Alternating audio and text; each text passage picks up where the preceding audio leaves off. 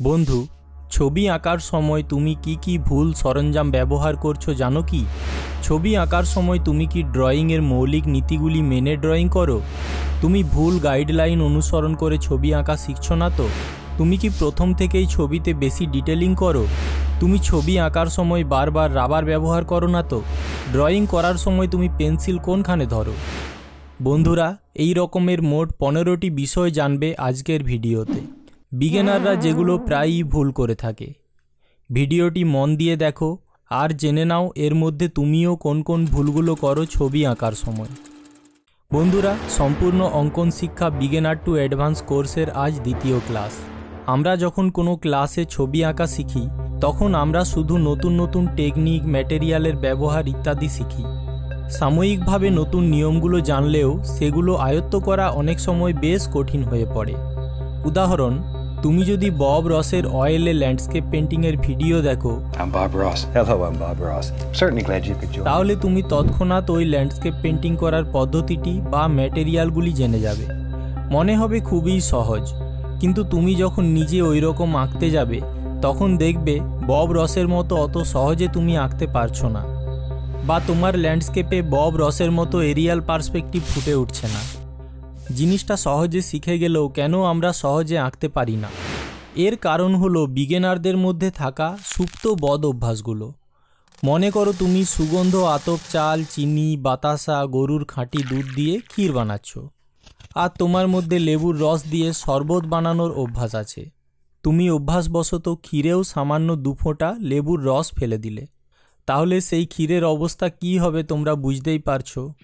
সেরকম তোমার কিছু পূর্ব রপ্ত অভ্যাস আছে যেগুলো ছবি আঁকার সময় লেবুর রসের মতো কাজ করে, অর্থাৎ বদ অভ্যাস রূপে কাজ করে সেগুলো। তাই তুমি যতই ভালোভাবে ছবি আঁকার পদ্ধতি শেখো না কেন, যতই নামি দামি ম্যাটেরিয়াল ব্যবহার করো না কেন, কোনো লাভ হবে না যদি না তুমি তোমার মধ্যে থাকা সেই বদ অভ্যাসরূপী শত্রুগুলোকে ধ্বংস করতে পারছো। তাহলে চলো এবার জেনে নিই সেই 15টি বদ অভ্যাস। প্রথম বদ অভ্যাস বা ভুল হলো ছবি আঁকার সময় ভুল সরঞ্জাম ব্যবহার করা। যেমন ড্রয়িংয়ের সময় খুব পাতলা কাগজ এবং শক্ত পেন্সিল ব্যবহার করা, যা করা উচিত নয়। কারণ পাতলা কাগজ সহজেই ছিঁড়ে যেতে পারে, পাতলা কাগজে পেন্সিল সেট ভালো চাপতে চায় না। এর ফলে ছবিতে ভ্যালু বা ডার্কনেস ও লাইটনেসের ডিফারেন্স বোঝা যায় না। আবার শক্ত পেন্সিল ব্যবহার করলেও কাগজ ছিঁড়ে যাওয়ার সম্ভাবনা থাকে। শক্ত পেন্সিল দিয়ে ডার্ক ভ্যালু তৈরি করা যায় না। এরপর দ্বিতীয় যে বদ অভ্যাসের কথা বলবো তা হলো ভুল দৃষ্টিকোণ। নতুন শিক্ষার্থীরা প্রায়শই ভুল দৃষ্টিকোণ নিয়ে বা ভুল ধারণা নিয়ে এগিয়ে চলে, যা তাদের অগ্রগতিকে বাধা দেয়। যেমন অনেক বিগিনারই এটা ভাবে যে প্রত্যেকে একজন শিল্পী হতে পারে না। তারা মনে করে শিল্পী হওয়া একটি স্বাভাবিক প্রতিভা বা গড গিফট, অর্থাৎ যারা জন্মগতভাবে প্রতিভাবান নয় তারা কখনোই ভালো আঁকতে পারবে না। কিন্তু বাস্তবতা হলো অনুশীলন ও ধৈর্যের মাধ্যমে যে কোনো মানুষ ছবি আঁকা শিখতে পারে। এরপর তৃতীয় যে বদ অভ্যাসটির কথা বলবো তা হলো যথেষ্ট ধৈর্যের অভাব। অনেক নতুন শিক্ষার্থী দ্রুত ভালো ছবি আঁকতে চায়। তারা মনে করে যে অনুশীলন না করেই তারা দক্ষ হয়ে উঠতে পারবে। কিন্তু আঁকা শেখা একটি দীর্ঘ সময়ের প্রক্রিয়া এবং এর জন্য ধৈর্যের প্রয়োজন। দ্রুত ফলাফলের আশায় থাকলে হতাশা এবং অনীহা তৈরি হতে পারে। তাই যথেষ্ট ধৈর্য নিয়ে ছবি আঁকতে হবে। এরপর চতুর্থ যে বদ অভ্যাসের কথা বলবো তা হলো যথেষ্ট অনুশীলন না করা। শিক্ষার্থীরা কোনো একটা ক্লাস করার পর সেটার অনুশীলন করতে চায় না। মনে মনে ভাবে যে দেখলেই শিখে যাবে, প্র্যাকটিস করার দরকার নেই। এই ধারণা নিয়ে টিউটোরিয়ালের পর টিউটোরিয়াল দেখতেই থাকে। মনের দিক থেকে অনেকটাই উন্নত হয় ঠিকই, কিন্তু আঁকার হাত তৈরি হয় না। এরপর 5 নম্বর যে বদ অভ্যাসের কথা বলবো তা হলো অন্যের সাথে নিজেকে তুলনা করা। অন্যদের সাথে তুলনা করলে অনেক শিক্ষার্থী নিজেদের সম্পর্কে খারাপ বোধ করে। তারা মনে করে যে তারা যথেষ্ট ভালো নয় এবং তারা কখনোই তাদের চেয়ে ভালো হতে পারবে না। এর ফলে তাদের আত্মবিশ্বাস কমে যায় এবং তারা আঁকা বন্ধ করে দিতে পারে।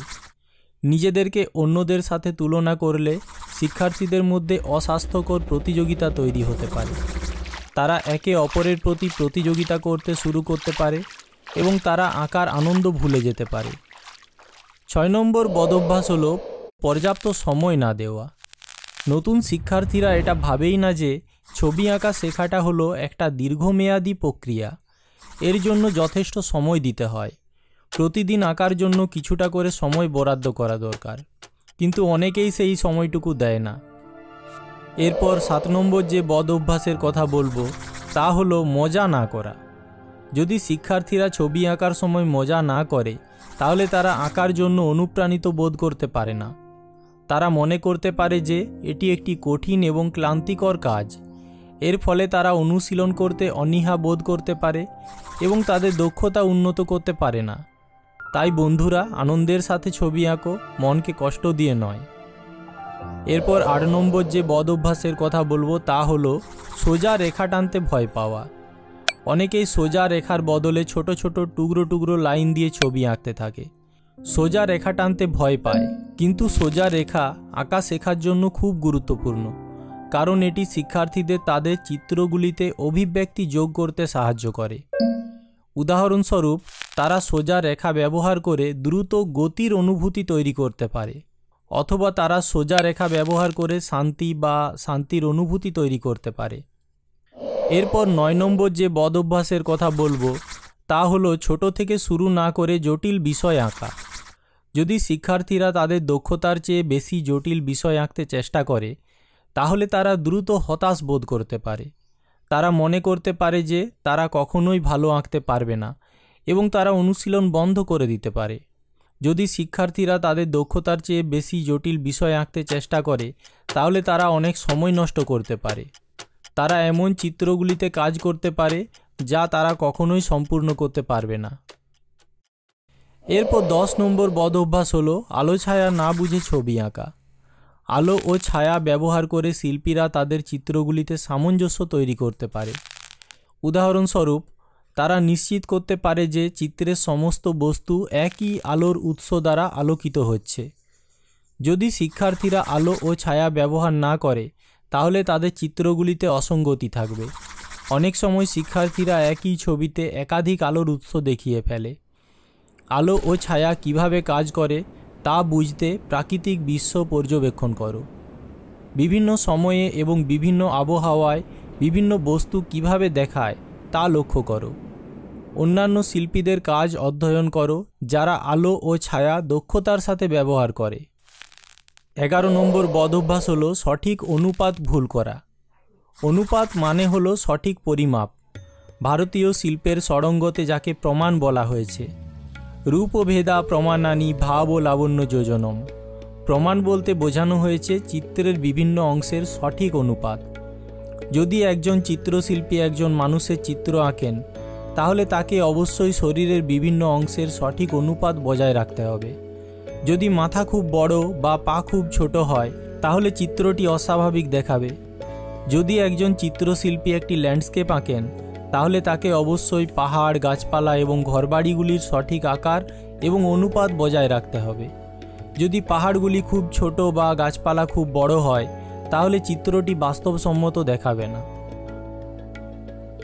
প্রমাণ হলো ভারতীয় শিল্পের একটি গুরুত্বপূর্ণ নীতি, কারণ এটি চিত্রগুলিকে বাস্তবসম্মত, সুষম এবং সুন্দর করে তোলে।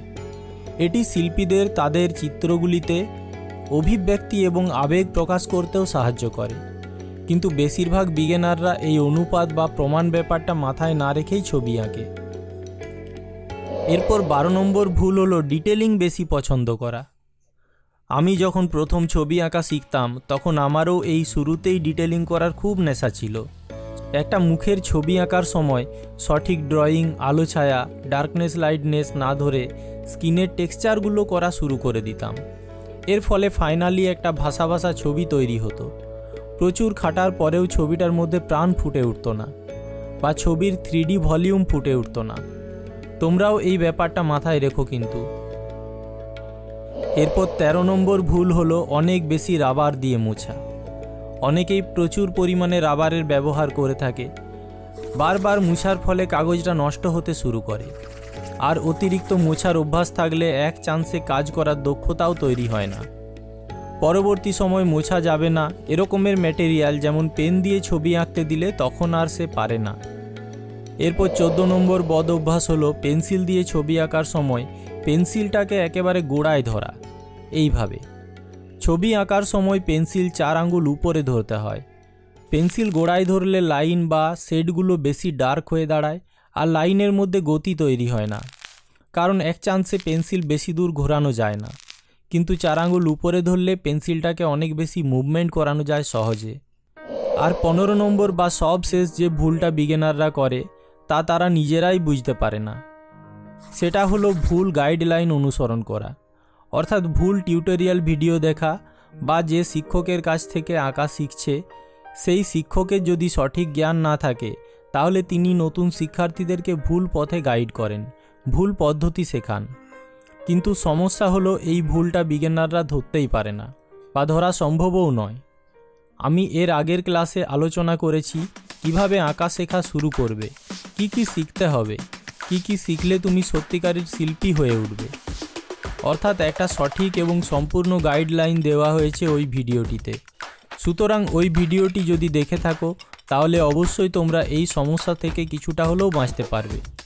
যাই হোক, আমি 15টা বদঅভ্যাসের কথা বললাম, এর বাইরেও আরও কিছু বদঅভ্যাস থেকে থাকে। বিভিন্ন জনের বিভিন্ন রকম বদঅভ্যাস থাকে।